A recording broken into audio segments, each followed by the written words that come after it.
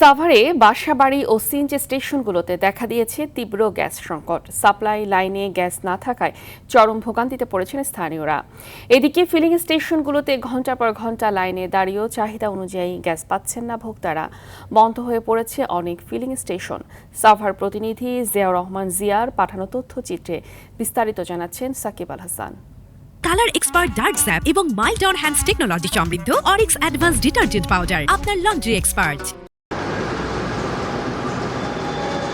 সাভারে ঢাকা আরিচা মহাসড়কের Jorpur Lalon CNG pump কর্তৃপক্ষের নোটিশ, পাম্প বন্ধ আছে।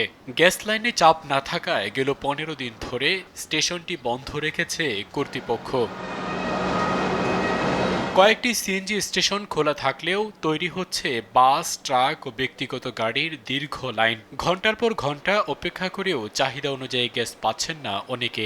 লাইনে গ্যাস থাকলে আমরা যদি 2 পিএসও পাই তাহলে আমরা মেশিন চালাতে পারবো।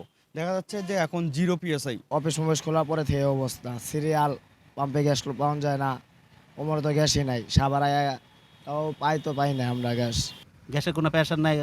এই লাগে দিনে 2 বার লওয়ার লাগে। গ্যাস আসেই না, 2বার 3বারও ডেলি গ্যাস লওয়া লাগে। এই যে ভোরে ওঠা লাগে 5টায় 4টায় গ্যাস লইতে, আবার রাত 12টায়, এভাবে তো সম্ভব না।